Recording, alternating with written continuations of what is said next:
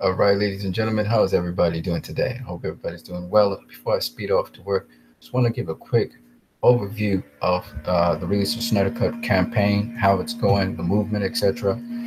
So, Release the Snyder Cut campaign started off with Ray Fisher coming out in Comic Con with the "I Love Zack Snyder" T-shirt, and that kind of went around. People had general appreciation for Zack Snyder. The next thing that happened after Justice League came out was it was a petition that was put out online, and that petition is there for the Snyder Cut, and that got close to 200,000 signatures, which is really good. The next thing that happened was Fiona Zhang started up a website called For the Snyder Cut Movement, in which it was archived the sequence of events that took place with Snyder's cut of Justice League. And then the fourth thing that started happening in the Release the Snyder Cut movement, besides people having the hashtag Release the Snyder Cut, was that we had a series of videos on YouTube. And the different videos chronicled different evidence to support that there was a Snyder Cut. And that sort of produced a response by Zack Snyder on Vero, starting to confirm this, as well as several other means through which the fans, of course, driving everything here, through which we saw people such as um, we had the actor for Steppenwolf, I forgot, Sierra Hines. Then we had Ray Fisher of recent note speaking about this, and also Jason Momoa, all confirming that there was a Snyder Cut. And then further on, we see now the movement with the hashtag movement, especially on Twitter. But then we have, after that, a series of videos not only supporting evidence for the Snyder Cut, but Warner Brothers comes out right after on DVD and Blu-ray and produces a deleted scene confirming the fact that there was a black suit in the movie, as well as filling out a much more fuller arc and getting us a feel of what Zack Snyder would have painted as a in terms of a picture for Superman. This caused people like myself to be convinced that there was a Snyder Cut. And then after we had been arguing against the Snyder Cut, we decided, no, this is for real. And we started advocating for the Snyder Cut. Of course, as more and more information came out and we started to really look back at things in plain sight, see that Colbert had written an article in, I forgot what the name of the website is, and a really good article, and that's something that Zack Snyder actually liked. Joss Whedon was removed from Warner Brothers DCU films and Batgirl. That produced a certain response by people within Zack's community, and it told us, and we were encouraged by Clay Enos and other people who had actually been responsible for the film that Zack Snyder did, the Justice League film, to encourage them to continue pushing on in the Snyder Cut movement. The other thing also was Zack Snyder produced a film after he had stepped away from Justice League, which was known as uh, Snow, Steam, and Iron, I think it is called. And that kind of expressed, again, Zack Snyder's frustration with the situation and sort of explained what was happening. And of course, the people who had been removed from the movie Justice League, Junkie XL, and a number of people who were working on the Justice League film as well, went to side with Zack Snyder, and they actually made Snow, Steam, and Iron. And Snow, Steam, and Iron basically tells you what went on.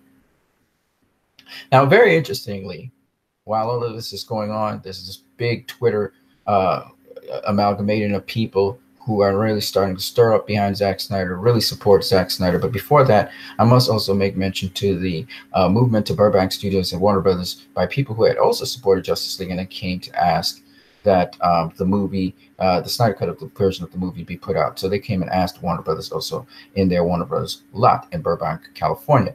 Also, more importantly, universally, everybody who saw the Justice League film spoke about whether they were for it or against it. It was shorter, and they felt like large chunks of the movie had been cut out, which in fact was true. We now can verify that information, knowing 50 minutes at least of the movie was removed from it.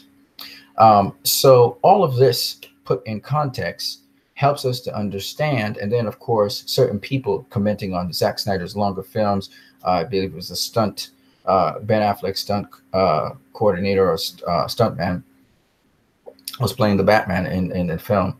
He made some comments about Zack Snyder's longer versions of his films and his appreciation for them. And some people actually, I don't remember him saying he signed the petition, but I do remember him talking about the appreciation for Zack's longer storytelling of his movies, and that they tend to be much more fleshed out. So the next thing we noticed is that the movement really started to crystallize what it was about, talking about artistic integrity, and lack, reduction of studio meddling. And so, the movement went to that. It also was involved in supporting people who may need assistance, depression, so that it prevents the cases of suicide that could happen. And of course, the Snyder Cut movie also went to helping some unfortunate families who needed help and assistance. So all of this also occurred alongside this movement, and with a lot of creativity, people actually doing their own cuts of Justice League, what they thought would be the best. And so you have several cuts of Justice League out there that fans have actually put together. So it's very interesting what this movement has sparked, a bunch of creativity, and it has also sparked a bunch of people responding to various, things.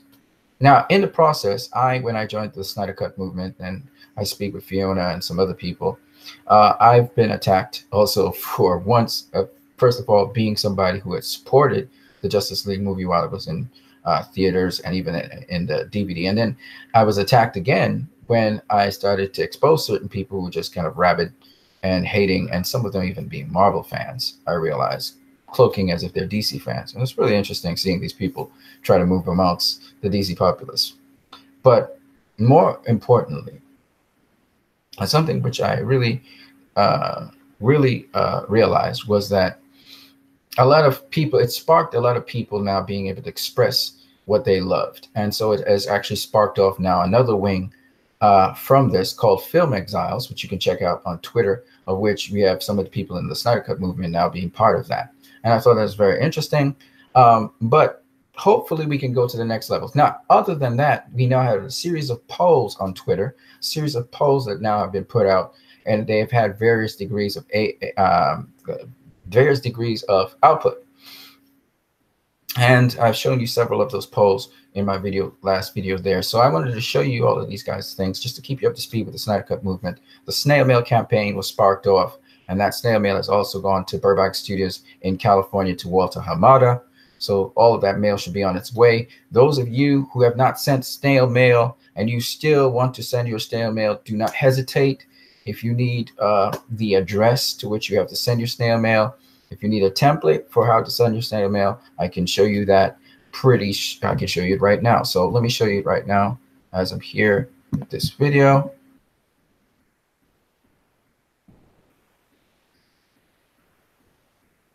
Okay, good. So hold on a second. Let me just get that template real quick.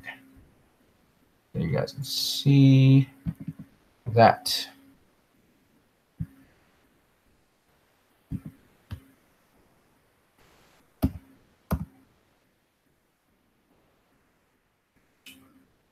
Right. So there's a lot of wonderful things happen. It's nice to meet like-minded people as well out here. It's nice to know we're not alone. Let's just put it that way. So let me just get this for you guys. Actually, I'm not going to do that. I'm going to do this instead. Going to hold on one second. Right. So, the Snyder Cut movement has been really, I love this journey. I love this journey we're in. I love how things are going in this journey. I think some of you will really appreciate what is going on, and that's awesome. Let me just show you the directions here really quickly.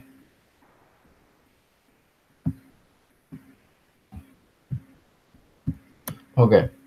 So even though this is a late time for you guys to actually be looking at this stuff, I still want you guys to go out there.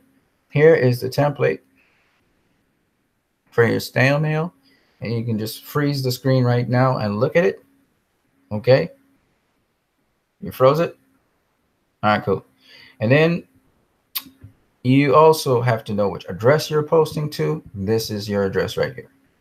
You can freeze the screen and you can do what you need to do. But it's very important that you do it. Now, the deadline date for sending is long since gone.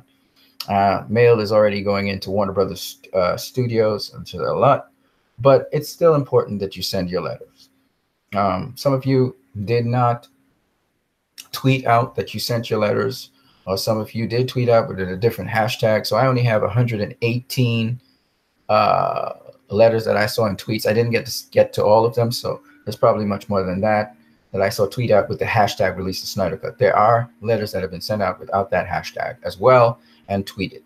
So all of that. So I have 118 of them, and I showed you guys that in some video I had before. But this is very important so that you guys send out the letter. All right, you can have a look at this template so that it gives you an idea of what you should say, or what you should, you know, what are some of the points that need to be stressed in there. And then you just do your thing and go from your heart. You know what I mean? All right, guys. Okay, so but there are going to be some other measures that are going to be taken, and I guarantee you that. What I would suggest to you guys is to go to For the Snyder Cut, which is by Fiona Zhang. You can go check out Fiona Zhang's Twitter if you so wish, and find out more things, because she has gathered an inventory of data about the different skill sets that different people have in the Snyder Cut, and their different views and beliefs on it. And I provided a suggestion to her, and then some other people provided suggestions to her concerning polling. So that should be interesting how that will go down. But I will say this, the poll that I conducted recently, it's underperforming compared to the poll that I did before, unfortunately. And I really wish it would have done better, but it's actually not doing better. We haven't even gotten to 1,000 votes yet. And so that's a little bit different. I'll tell you, the percentage is about the same, but it's still a little bit different to what I expected. And I really pushed that poll. So that's interesting. But there are several other things that can be done in this movement. So as time goes along, we hope to intensify that and get those things done. I'll suggest to you guys what it is that can be done and how we can cooperate with others and work it in a coordinated way. But one of the things I think that's really important to stay focused on and to also push is the I Love Zack Snyder movement, which is I Heart ZS. That's a really good positive way to keep it going. And you can look at, you know, previous works that Zack Snyder has to show the virtue and values in that, which is what Fiona also sparked off when she talked about focusing on Man of Steel. So focus on something positive instead of trying to focus on negative things.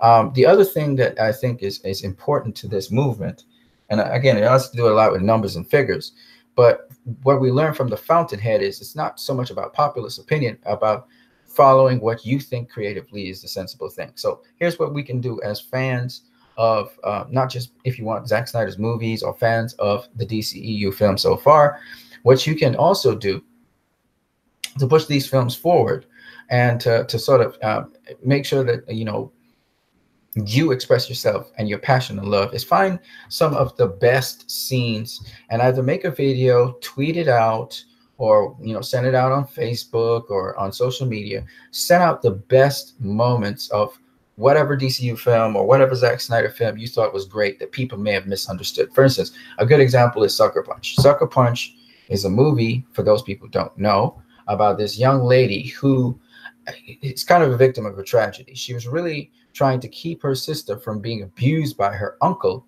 or father, sorry, and inevitably she kills her sister by accident instead of shooting her father. She ends up going to a sort of women's prison, and that is the place where there's this prostitution ring running with very powerful, affluent men of society in there, and she ends up being a favorite of them, and she uses that moment to subvert the system, eventually ending up having the racket exposed and police arresting some very powerful people in there. But in the process, she loses her cognition of the present reality. That is, she's lobotomized. She removes a part of her brain, so she's no longer present with us, and she's forever locked into the fantasy realm. Now, the story is interesting because as much as this girl was under oppression, she found a way to resist and fight back using her gifting, which is pretty much what Zack Snyder's story is, as well as it is also a very empowering film because it shows that even when you are completely seemingly oppressed and beaten down by unfortunate circumstances, there is always a choice you have to empower yourself and choose which direction you want to go, even in the most what seems like the most imprisoned circumstances. And so that's what makes Sucker Punch such a powerful film. It speaks much broader to much more broader themes, but it's a very powerful film in that respect. And one of the things that people thought, and that's why it's called Sucker Punch, actually, because it turns out that she gets the last laugh. She gets to sucker punch these guys. She hits them below the belt pretty much in a way that they didn't expect. And that's a pun, and that's a literal expression as well. And so Sucker Punch is that kind of film. Now, most people thought it was going to be one of those titular films, which are, over-sexualized film and, sort of showcasing in the typical Hollywood way the exploitation of women. And it turned out not to be that kind of film.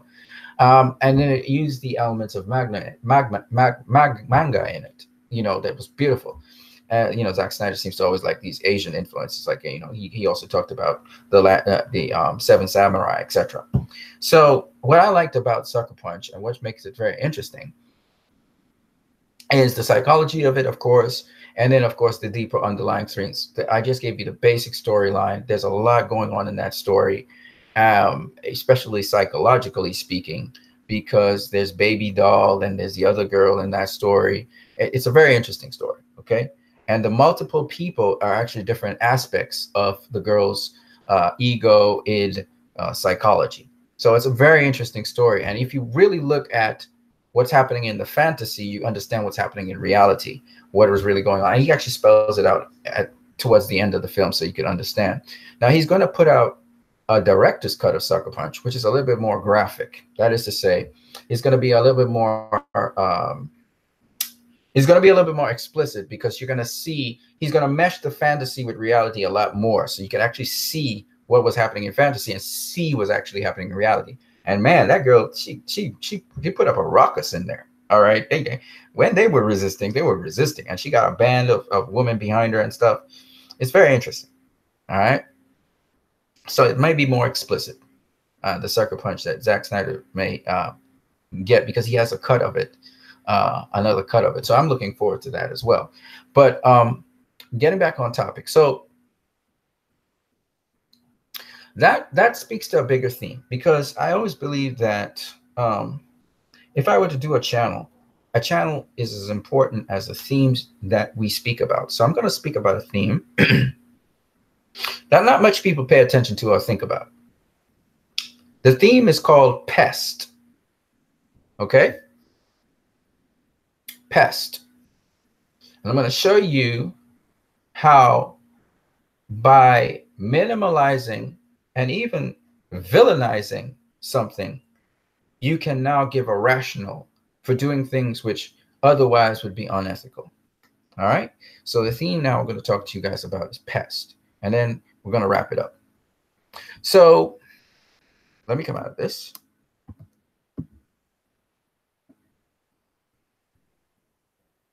Breno Rodrigo, shout out to you, brother. Hashtag release the Snyder Cut. Absolutely, brother. Absolutely. All right, so let me get into it. Before where I lived was a housing area. It was huge fields of cane, sugar cane, and then it was natural trees and bamboo and woodlands. And before they planted cane on here, it was forest. Now, everybody will tell me that cockroaches and rats and lizards and mosquitoes and flies are pests. And the argument they will give you for killing these pests is they spread disease. They're dangerous because they spread disease. If you see a snake in your house, a scorpion, centipede, you want to kill it. Gecko, you want to kill it. Grasshopper, you want to kill it because it shouldn't be inside your house.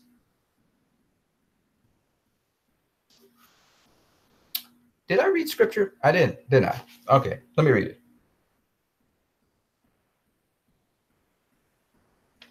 It's not what I started off with, but let me see if I can find it.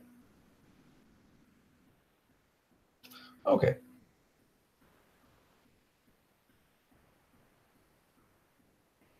Read from Ecclesiastes chapter 8, verses 16.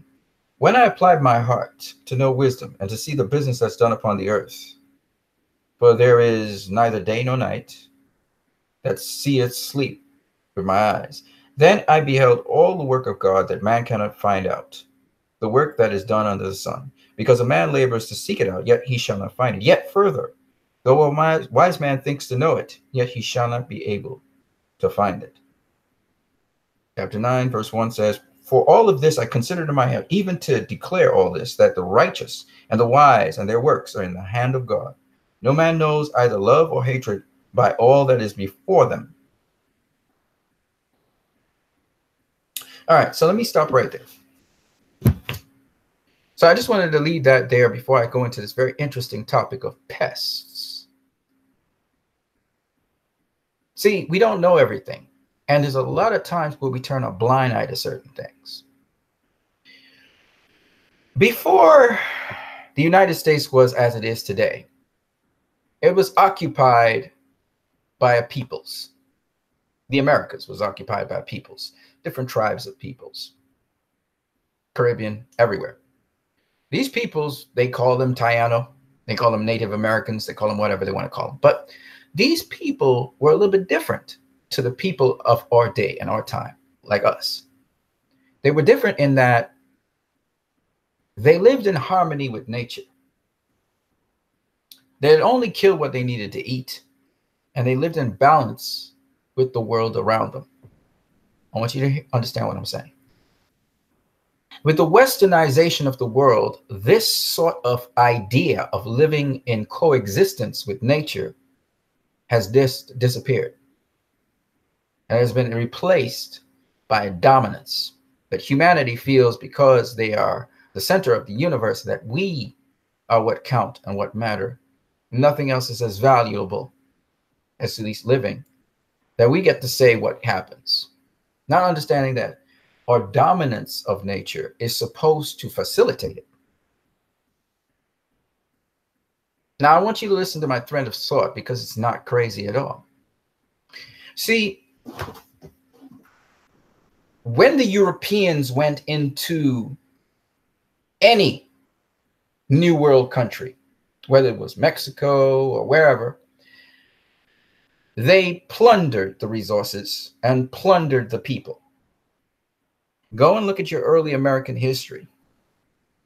The diseases that were given to the Tainos and the stealing of stuff from the Tainos for the earliest settlers to exist. And when their settlements failed, they went back to the homeland saying they failed, and then they came back again. We know about Hernan Cortez and Christopher Columbus, how they enslaved the people that they met, made them have to bow down to Jesus, enslaved them to try and get gold. They went into the New World to get gold. They learned about tobacco, which was a ceremonial herb used in religious practice. And what did they do? They burnt down the forest and made the Taino grow the tobacco to ship back to Europe for their pleasure. It was a pleasure food. It was no longer a medicine. And they claimed this new territory occupied by other settlements, occupied by the Taino, in the name of the Queen, in the name of Europe. They did the same thing to the Americas. And then what did they do? They kicked the Taino out their land, fought wars against them. Cowboys and Indians, right? The Indians are evil, right? They're villains. They villainized them and they wiped them out.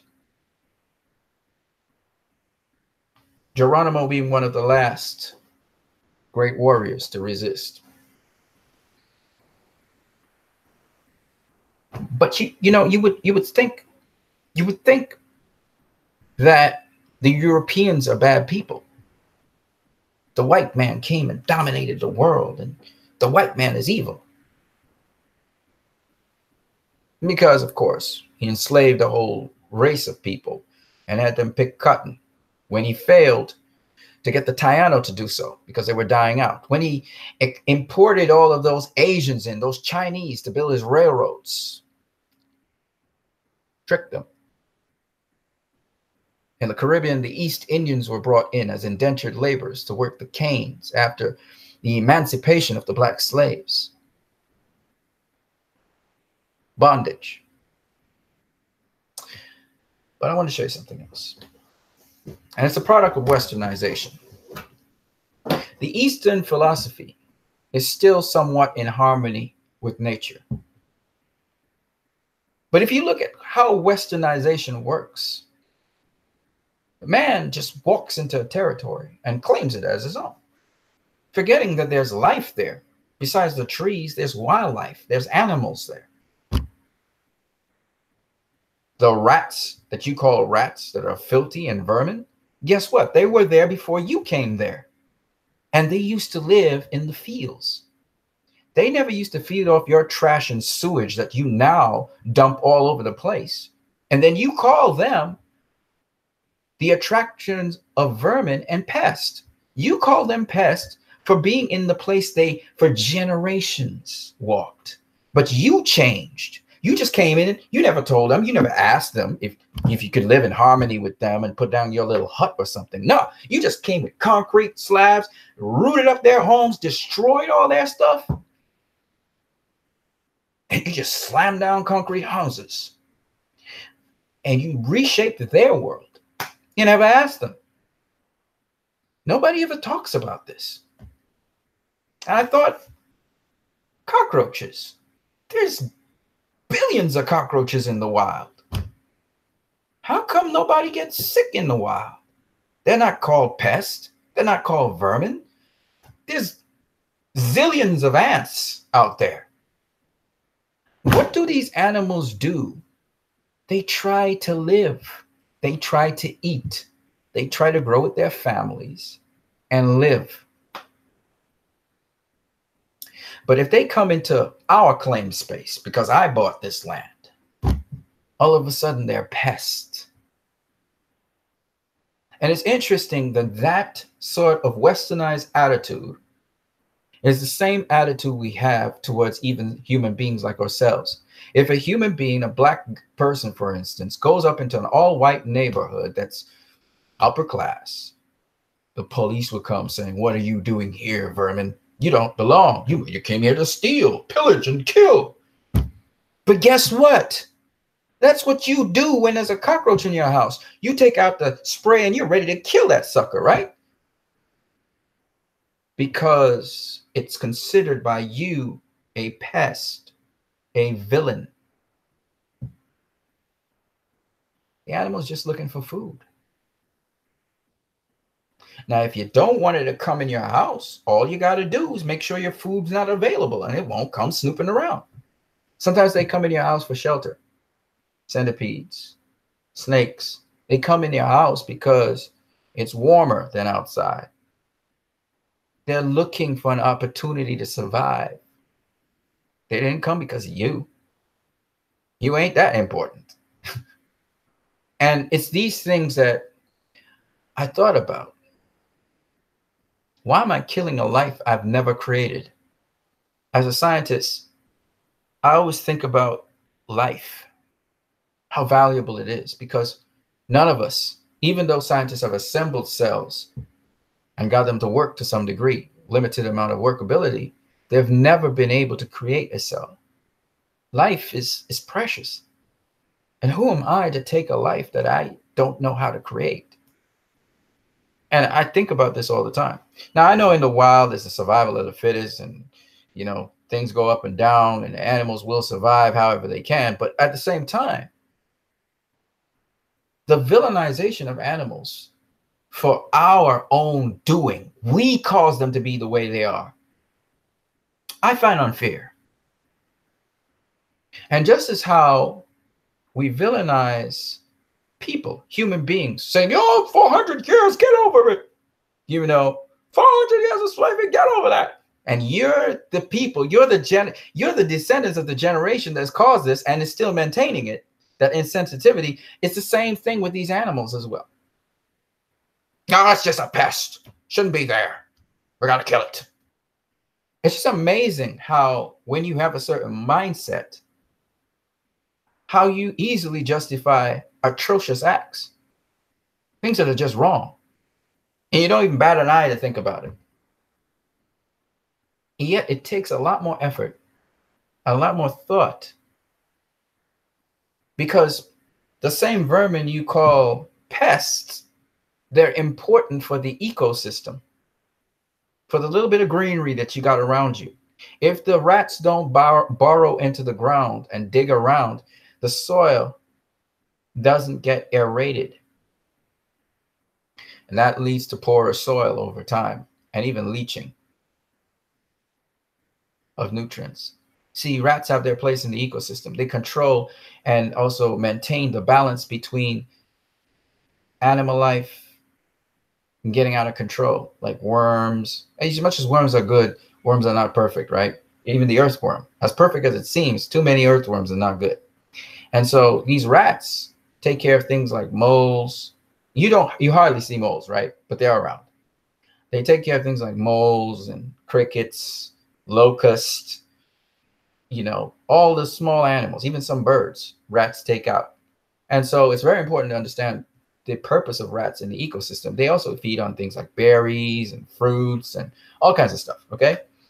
And a rat is very important. A cockroach is very important to the ecosystem. They provide food for birds. Besides that, they're also important for breaking down certain nutrients into the soil again. So it's these different things people do not know. They don't realize that these animals are not pests per se. They are mosquitoes. They're not really pests. Think about it. Mosquitoes. Okay. So mosquitoes need blood to live. Mosquitoes feed on all kinds of animals, okay, to get the blood that they need. But more importantly, in a balance with nature, in the forest, mosquitoes play a role in terms of pollination of plants. People don't talk about this stuff. You see, the male mosquitoes, they don't feed off of blood. It's the female, and that's only when they're pregnant. But there's other things to the mosquito cycle people don't talk about. And mosquitoes basically feed off of flowers most of their lives. That includes the females. And so it's just a lot of things people do not know about these animals. And we consider them pests when, in fact, what we should be doing is, since we have come into the ecosystem, and maybe for a couple of decades or a couple of 10, 15 years, for I think it's 43 years, this settlement that I'm in, which is Trinity, has been in existence. So the movement was about 45 years ago, when everything was just revolutionarily changed. It used to be first forest, then it was cane fields, now it's this housing area, right? So a lot of times, and they've even concrete slabbed the rivers, so it's not only organic things, so the animals had to go somewhere else to get their food source, which would have been river fish. But river fish are not plentiful supply anymore because you went and concrete slabbed the place.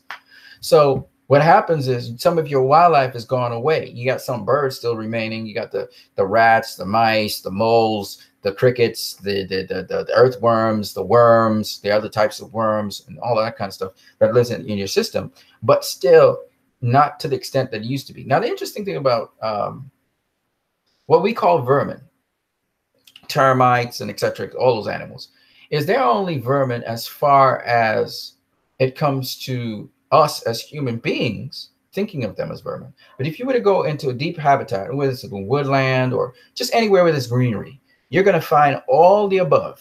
You're going to find rats, you're going to find termites, you're going to find cockroaches. I don't care what clean environment you're in, you're going to find them all. Snakes, centipedes, scorpions, everybody lives there. And the point behind it is this: how is it they're able to live in this wildlife, not bother you or me? You know, we do cross paths every now and then, but if you just let them crawl on, they just go their way. They generally don't live in a house with you. And some of them, you know, this is the amazing thing, especially when it comes to snakes. Snakes will burrow deep down into the soil. You will not know that there's a big snake's nest underneath your house, inside of the soil. You know, we had, you wouldn't even know there's a rat's nest living right underneath your house. I mean, it's just amazing how these animals are able to continue their lives without you seeing them a lot, but they're living right next to you. You're not aware that they're living right next to you, but they are. And this is the cool thing I'm trying to say, is that if you can just open your mind a little bit to living in harmony with your surroundings and see how best you could live in harmony with that. I think that will change the way, because a lot of times we want to bring the ecosystem to us, whereas it's more about us adapting to that ecosystem, living more in harmony with this. Is small things like this. Let me explain. First of all, if you keep your surroundings clean, if you keep your house clean, if you're washing stuff, you hardly see these animals.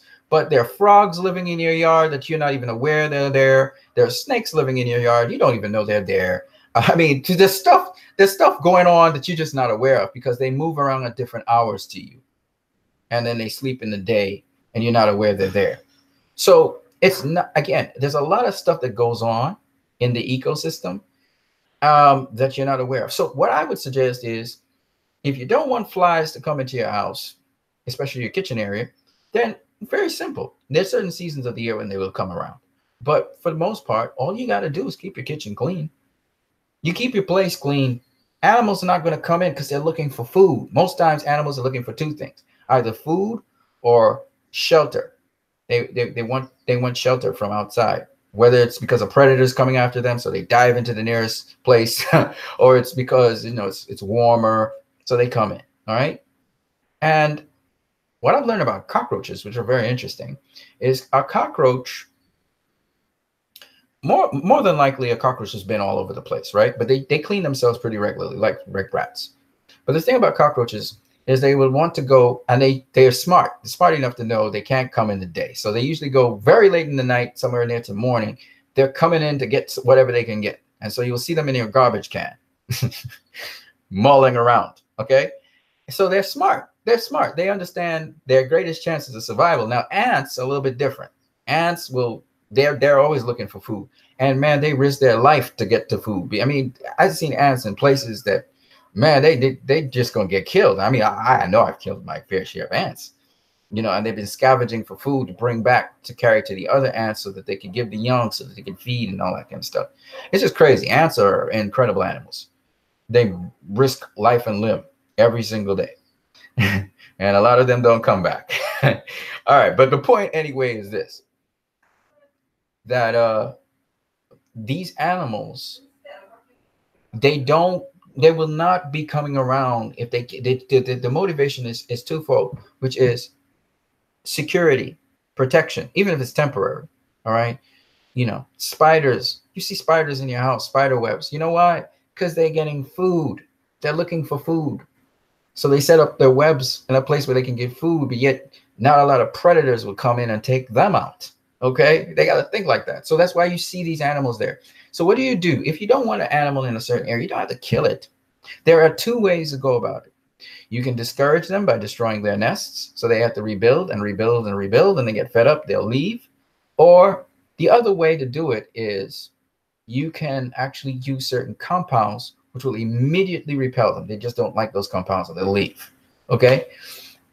You find an animal in your house. Take for instance, if you find a bird in your house, you're going to try and free that bird, right? Well, it's the same thing. If you see a gecko, if you see a lizard, if you see a scorpion, if you see a snake, you can get the professional to move it out, of course, but you don't have to kill it. The first instinct for a lot of people is, oh man, I need to kill these termites or kill these pesticides. Okay, maybe you could go about another route.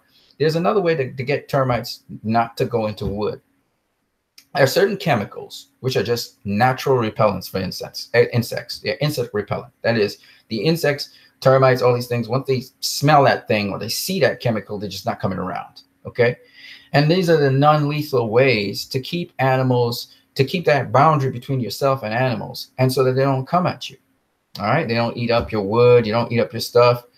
But you also have to be concerted to realize that you can't also be invading on their space so much. They also need space to exist. So if they're in the back and there's not serious competition, and you can have termites on certain trees, because if you're just sculpting the trees of termites, for instance, just killing out all the termites on the trees, or they're chasing them away, where they're going to go? They're going to go somewhere, right? So you have to think about that.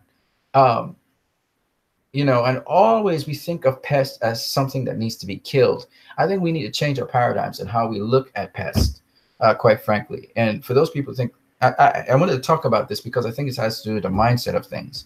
that we're not respecting life at all levels. Like I said, we start off with humanism, we start off with humanity, but we should be able to elevate ourselves beyond that, see that our responsibilities are towards all life, not just human life. I've seen the animal rights people, and they're all about animals, but then they're imbalanced. They're not considering the human lives. We have to consider all life. You know, the thing all lives matter really encompasses beyond humanity to all life.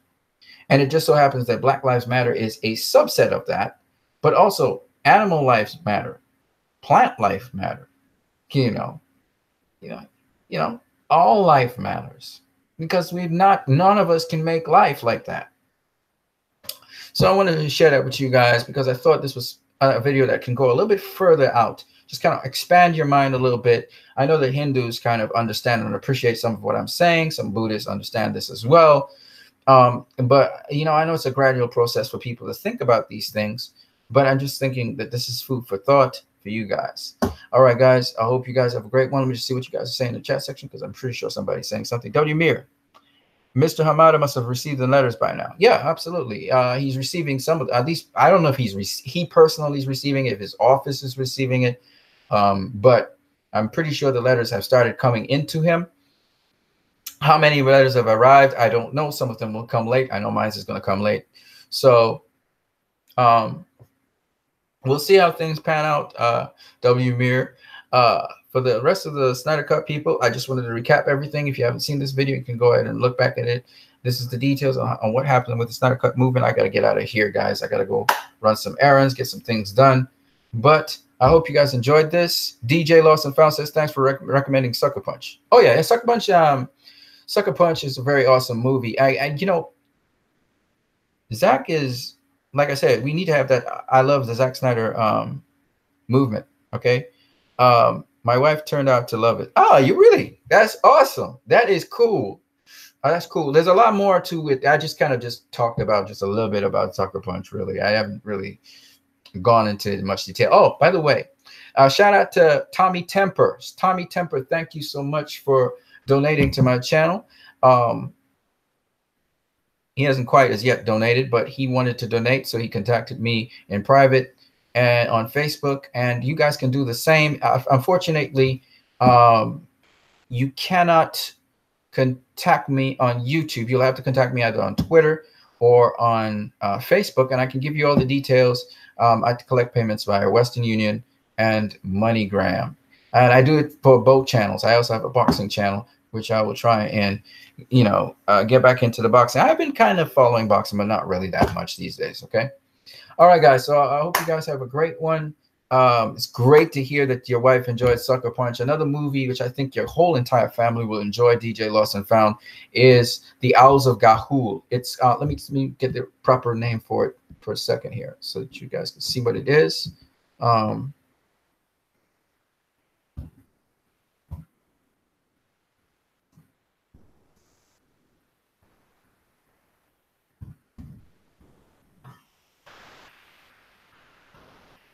Okay. So it's called Legend of the Guardians, The Owls of Ga'Hoole. It's based on a children's book, and I recommend it very highly that you go ahead and see it. If you guys need me to break down that movie at some point in time, it's really a fantastic animated film. It didn't make much at the box office, unfortunately, but it is a fantastic film, in my opinion. Lovely hero's journey as well, and you're gonna love it. And it has, again, that stakes in it. So on that note, I hope you guys have a great one. I got to get out of here. Do spend your time wisely and productively as much as you can. The rain has stopped, so I'm getting out of here. Blessings to you guys. Peace. I'm out.